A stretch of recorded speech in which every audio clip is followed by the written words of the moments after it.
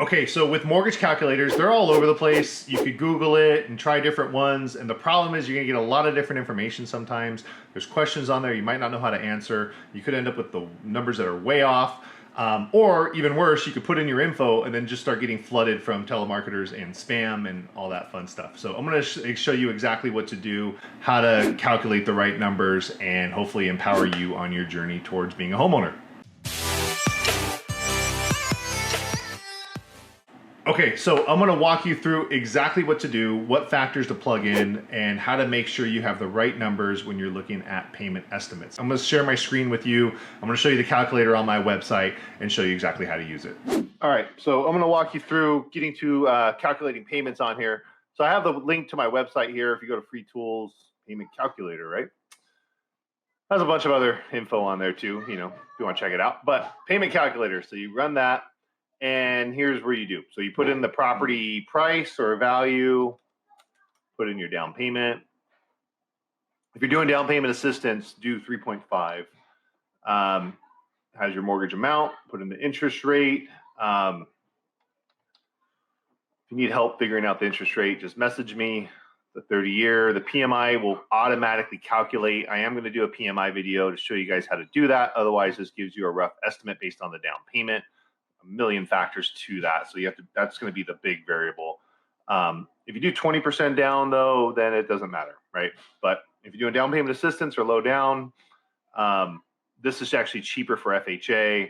You could use 0.85 if you're doing an FHA loan. If you're doing conventional, then it's going to be based on the down and your FICO score. So again, this is going to be one of the harder things where people are going to get wrong information, but contact a lender and we'll give you a better picture on what to use for the PMI. Again, if you do an FHA or down payment assistance, use 0.85.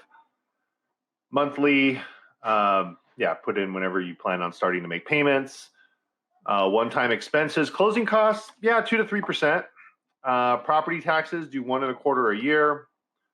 Home insurance, you could do a dollar amount, $800 a year, $900 a year. If there's any HOA fees, and then click calculate mortgage. I have an app for this as well if you'd like an app. But once you click calculate mortgage, total payment $32.19. It has the PMI, home insurance, property taxes, principal and interest. And it shows you the beautiful number you will pay after 30 years. That's pretty common, guys, unfortunately. But yeah, it's a pretty detailed breakdown. It shows the mortgage schedule. You could view, report, print it, share it. Every year, how much you're going to pay, where your loan balance will be, how much of your balance you'll have paid. It's pretty cool. A lot of detailed information. The biggest kicker here is going to be this PMI factor. So that's why I'm going to do a separate video explaining exactly how to calculate this, how to make it work, resources for that, because that's a whole nother topic. Anyways, check it out. If you have questions on it, let me know. Okay, so hopefully you have a better idea now of how to calculate a mortgage payment accurately. There's still a lot of variables. You got to make sure you're using 1.25% for the annual taxes. At least in Southern California, we use that.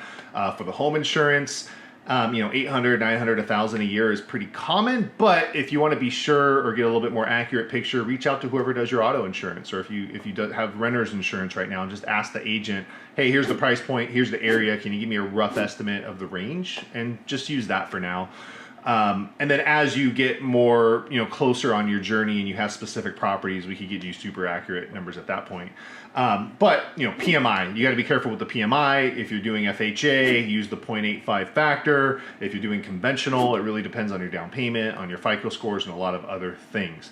So make sure you check out my next video where I am going to do all about PMI and how all that works. Otherwise, thank you for watching, like and subscribe for more real estate and mortgage news you could use on your journey home. Thanks again.